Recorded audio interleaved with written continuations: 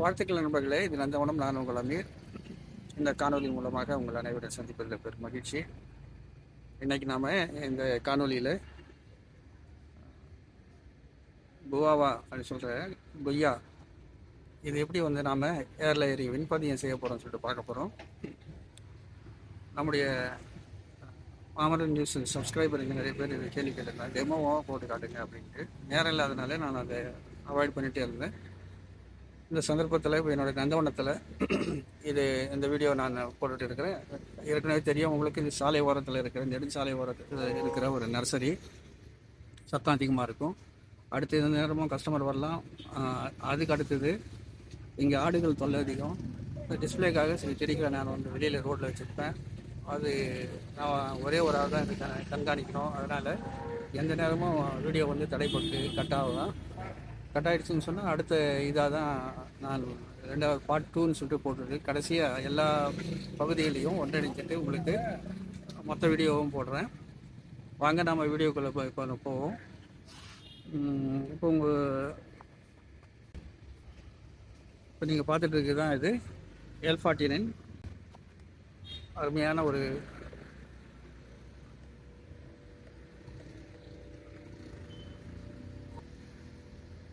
உங்களுக்கு இதுதான் அந்த கொய்யாவுடைய காய். எவ்வளோ பெருசாக இருக்குது பாருங்கள். எடை போட்டு பார்த்தா ஒரு 1/4 கிலோ மேலே இருக்குது. இப்போ நான் இந்த தண்டில் தான் போட போகிறேன். நீங்கள் பார்த்துட்டு இருக்கிறேன் இந்த தண்டில் தான் நம்ம ஏர் லேயரிங் போட போகிறோம். ஏர் லேயரிங் போடுறதுக்கு நம்ம முதல்ல ஒரு நிபந்தனை என்னன்னு சொன்னால், அது இந்த ஸ்டெம்மு, இந்த தண்டு ஒரு பென்சில் அளவு இருக்கணும். குறைஞ்சது அளவு ஒரு பென்சில் அளவு இருக்கணும். நான் கிட்டத்தட்ட இந்த பார்த்துட்டு முட்டு கொடுத்துட்டு வச்சுருக்கேன்ல, இந்த கட்ட அளவு கூட நான் போட்டிருக்கேன். 8 அடி 10 அடி நீட்டான ஒரு வெட்டி எறிகிற ஒரு கிளையை நான் போட்டேன். அது சக்ஸஸ் ஆகிருக்கு. இது ஒரு குறைஞ்ச அளவு வச்சுக்கலாம். இந்த குறைஞ்ச அளவு நீங்கள் இந்த அளவு தண்டை தேர்வு செய்யுங்க. அடுத்தது இதில் ஒரு சின்ன ஒரு மார்க் மாதிரி பண்ணிவிட்டு நாம் செய்வோம். அதுக்கு முன்னால் என்னென்ன பொருளை பயன்படுத்த போகிறோன்னு சொல்லிட்டு, அந்த ஏர் லேயரிங்காக பயன்படுத்திய அந்த ஐஸ் கப்பு ஒன்று நான் யூஸ் பண்ணுறேன். ஸ்டாண்ட் பை இன்னொரு கப்பு கூட நான் வச்சுருக்கிறேன். ஏன்னா அது ஏதாவது டேமேஜ் ஆகி போச்சுன்னு சொன்னால் இது பயன்படுத்துறதுக்காக ஒரு கப்பு. அடுத்தது ஒரு கத்திரி, ஷார்ப்பான ஒரு கத்தி. தேவைப்பட்டால் இன்னொரு கத்தி நமக்கு தேவை, அது பயன்படுத்துகிறேன். ஒரு இன்சுலேஷன் டேப் ஒன்று பயன்படுத்திக்கிறேன். இதுக்குன்னு சொல்லிட்டு பிறகு நம்ம பார்ப்பீங்க நீங்கள். அடுத்து முக்கியமாக நமக்கு பயன்படுத்த போகிற மீடியா மண் என்னன்னு சொல்லிட்டு, அந்த பின்பதியத்தில் அந்த கிளாஸுக்குள்ளே கப்புக்குள்ளே நம்ம என்ன போட போகிறோம்னு சொல்லிட்டு, இதுதான் கொக்கோபிட்டு தென்னை நார் கழிவு தூள் பண்ண போகிறோம். உங்களுக்கு புரியறதுக்காக நான் மெதுவாகவே இது பண்ணுறேன். பாருங்கள், இதுதான் அது கப்பு. இப்படி தான் வைக்க போகிறோம். நம்ம ஏற்கனவே ஒரு சின்ன தொலை போட்டு வச்சுருக்கிறேன். நான் போனால் காட்டுறேன். மார்க் பண்ணிப்போம், எந்த இடத்துல நம்ம போட போகிறோம்னு சொல்லிட்டு ஒரு மார்க் பண்ணிப்போம். நான் இந்த இடத்துல தான் அதனுடைய அடிப்பகுதி இங்கே வைக்க போகிறேன். ஸோ அது நிற்கிறதுக்காக நம்ம அந்த இன்ஸ்ட்ரக்ஷன் டேப்பை கொஞ்சம் சுற்றிப்போம். நிற்கணும் இல்லையா, அதுக்காக. ஏற்கனவே ஒரு கிளை இருக்குது இங்கே, அதில் நான் மட்டும் கொடுத்துப்பேன். சின்ன கிளை ஒன்று இருக்குது, இயல்பாகவே இருக்குது, நேச்சுரலாக. இருந்தாலும் ஒரு சேஃப்டிக்காக நான் இதை ஒரு இன்சுலேஷன் டேப்பு அடையாளமும் ஒரு சேஃப்டிக்காகவும் நான் இதை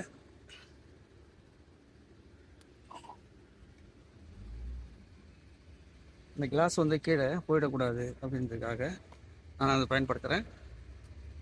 இது பாருங்கள், இந்த கிளாஸு நாம் கொஞ்சம் கட் பண்ணிவிடுவோம். இதெல்லாம் முதல்ல ப்ரிகாஷனாக செய்து வச்சுக்கணும். உங்களுக்கு காட்டுறதுக்கு டெமோக்காக உங்களுக்கு இதை விரிவாக நான் காட்டுறேன். சின்ன கிளாஸ் பயன்படுத்தலாம். போன முறை நான் சின்னது தான் பயன்படுத்தினேன். ஓகே, இந்த அடிப்பகுதி இருக்கு இல்லையா, இது கொஞ்சம் நம்ம இன்னும் கொஞ்சம் பெருசாக்கிடுவோம். இந்த ஹோலை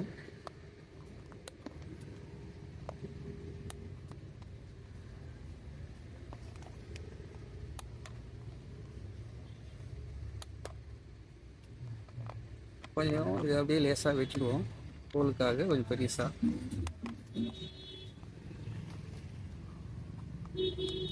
கேள்வி இருந்ததுன்னா தயவுசெய்து கமெண்ட்ஸில் நீங்கள் தாராளமாக கேட்கலாம்.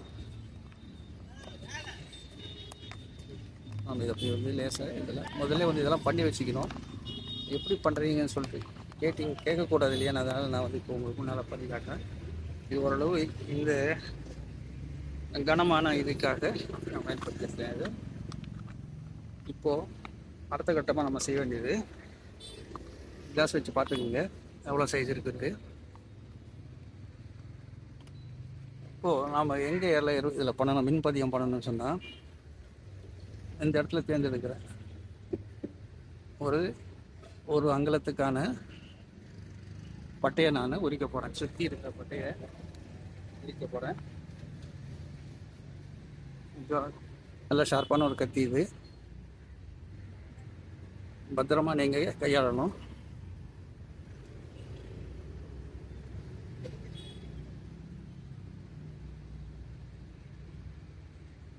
நெருக்குதலான ஒரு இடத்துல நான் உட்காந்துருக்கிறேன்.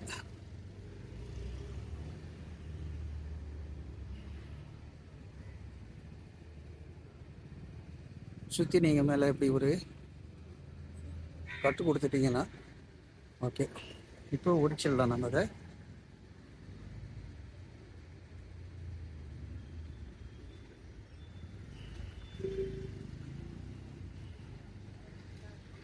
பட்டை ஈஸியாக எளிமையாக நம்ம உரிச்சிட முடியும்.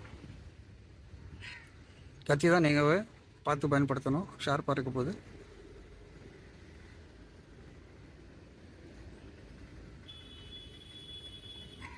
அவ்வளோதான். இந்த பட்டையை நீங்கள் உரிச்சிட வேண்டியது தான். சின்ன செடினால இளம் பட்டையாக இருக்குது.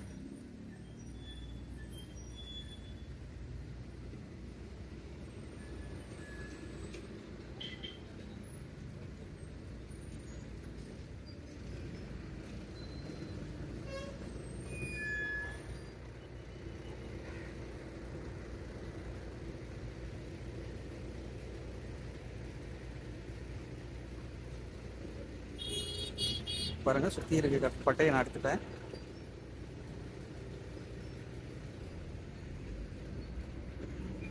சுற்றி இருக்க பட்டையை எடுத்து லேசாக நம்ம இன்னும் கொஞ்சம் ஒரு முறை எதுவும் ஒட்டி இருக்காமல் தோல் ஒட்டாமல் இருக்கு. இது என்ன பண்ணும் அப்படின்னு சொன்னால், அறிவியல் ரீதியாக ஒரு காயத்தை உருவாக்கி இருக்கிறோம். அடிக்கடி சொல்லுவேன், இயற்கை வந்து தன்னை மாய்ச்சி கொள்வது என்னைக்கு நினைக்கிறதில்ல. தற்கொலை பண்ணிக்கணும், செத்து போகணும்னு சொல்லிட்டு இயற்கை எப்போவுமே வந்து விரும்புறதில்லை. ஒரு வெட்டு விழுந்த இடத்துல அது 4 கிளைகளை துளிர்விடும். 4 துளிர்விடும். அது ஓகே. மனுஷன்தான் வந்து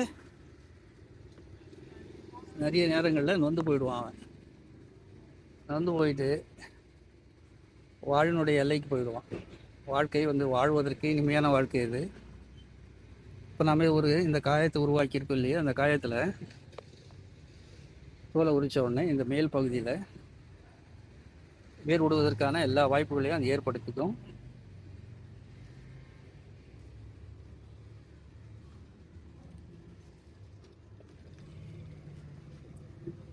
இப்போ நம்ம அதே பட்டையை உரிச்சிட்டோம்.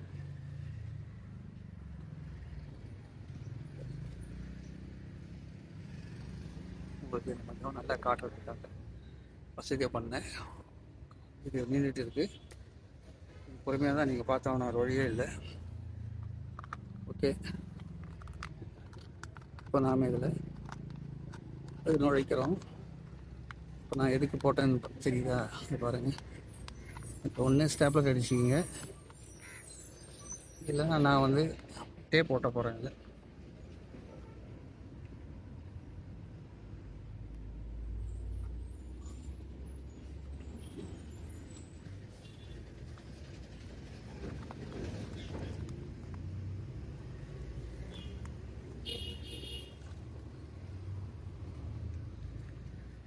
பிறகு நம்ம இதை கட்டிடுவோம்.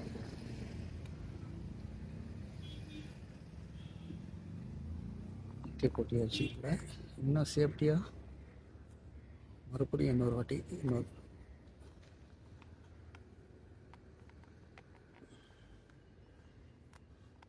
போட்டுவோம்.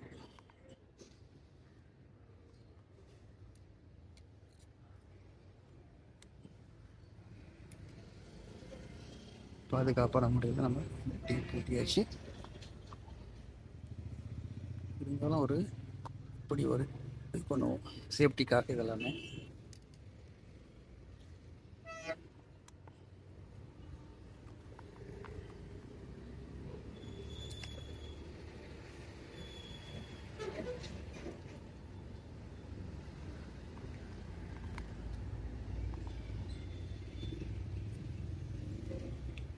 ஓகே,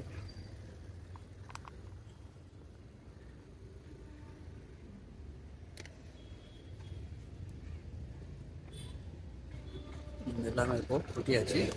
இப்போ மண்ணை தான் ஃபில்லப் பண்ணணும். அதில் மண்ணுன்றது மீடியம் நான் கொஞ்சம் கொஞ்சமாக அதில் லோட் பண்ணுறேன், பார்த்துக்கோங்க. வேறு ஒன்றுமே நான் செய்யலை. ஏற்கனவே நம்ம வந்து இது வெட்டியிருக்கோம், அதில் பட்டை உடிச்சாச்சு. நம்ம லோட் பண்ணுறோம் மட்டும்தான். இவ்வளோதான் அந்த வேலையை ஃபுல்லாக லோட் பண்ணிட்டேன்னு சொன்னால் முடிஞ்சுது. இதுக்கெல்லாம் ஆடாமல் இருக்கிறதுக்கு நாம் பக்கத்தில்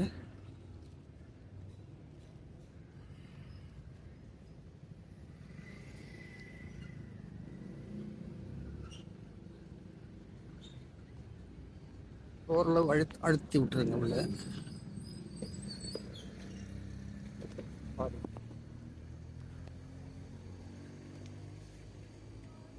அன்கட் வீடியோ முதல்ல வந்து இப்படி தான் வந்து இருக்கும். இது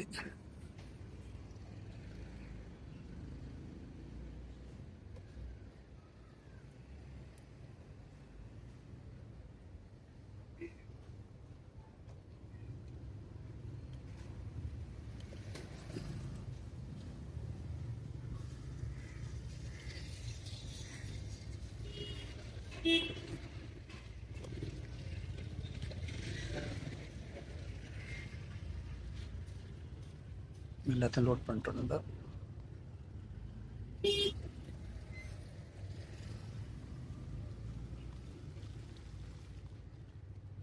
லோட் பண்ணிவிட்டு ஃபுல்லாக தண்ணியை விட்டுட்டு மேலே வந்து ஒரு வெள்ளை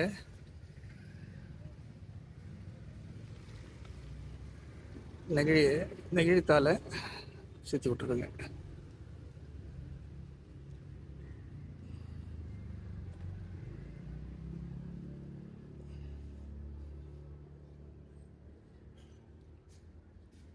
உங்களுக்கு அந்த இப்போ சுற்றி காட்ட முடியாதனால முடிஞ்சால் தம்ப்நெயிலில் போடுறேன்.